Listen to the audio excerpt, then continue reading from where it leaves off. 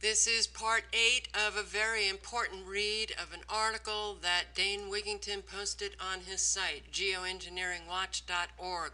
Former Air Force officer warns of atmospheric spraying and the coming collapse. If you have not heard part 1, 2, 3, 4, 5, 6, and 7, go back to my channel, listen to them, come back here, and listen to part 8. And I apologize for having to post it like this, but none of my programs are working properly, and I'm limited to 15 minutes on YouTube. But I will pick up where I left off. The entire article is filled with very, very important information. Information that is helpful. Information that may keep you alive. May keep you alive when the collapse does come, and I do believe it is coming. So I will pick up right here where this Air Force colonel is talking about petty differences that keep us at one another's throats. How important is it? How important are these differences? How important is it that somebody has a different skin color than you, or a different religious belief, or that they're wearing something different than you would wear? He goes on to say, I believe that if we could eliminate these relatively insignificant differences, be more cooperative, serve without necessarily being a commander. Here he's talking about people with egos. The United States that would emerge would truly be a great nation, not necessarily in terms of financial or military strength, but as a wonderful place in which to live and love and grow. Several elegant university studies have shown that throughout the course of civilization, whenever as few as 3.5% or 5%, according to another study, of the population coming together and acting together with purpose and determination demanded the dissolution of a corrupt government, they were successful 100% of the time. For example, in more recent history, the citizens of Egypt did this not once but twice. They converged on Cairo and demanded the ouster of all corrupt governmental officials, and they succeeded. It took them 2 tries, but they eventually succeeded. Well, unfortunately, Egypt installed a whole lot of corrupt officials, but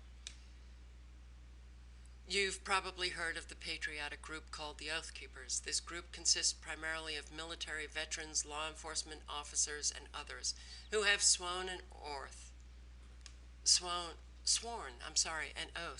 before the Almighty, which states in part, I will support and defend the Constitution of the United States against all enemies, foreign and domestic, that I will bear true faith and allegiance to the same, that I take this obligation freely without any mental reservations or purpose of evasion, and that I will well and faithfully discharge the office upon which I am about to enter, so help me God. Now, there's a lot of suspect characters in the Oath Keepers, but there are more people who are members of the Oath Keepers who take that oath seriously. You may be familiar with another sister organization of the Oath Keepers called the 3 Percenters. Regardless of what you may think about those in the high positions of the 3 Percenters, there's an awful lot. There are more people who take their positions seriously.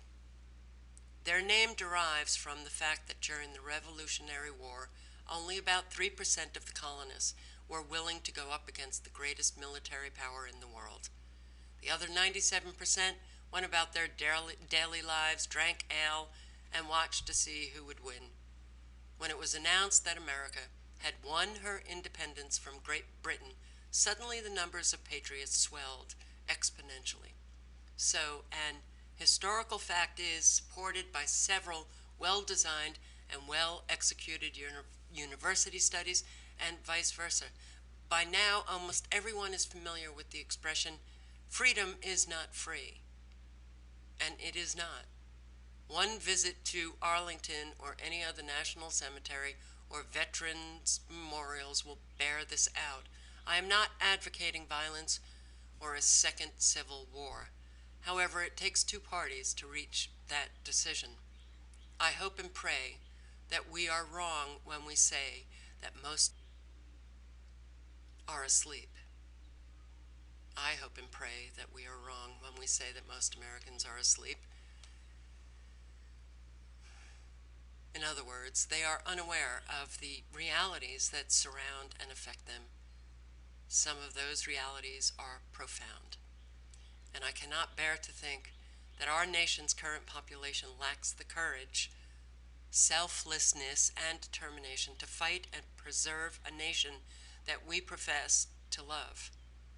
Recall that there is no other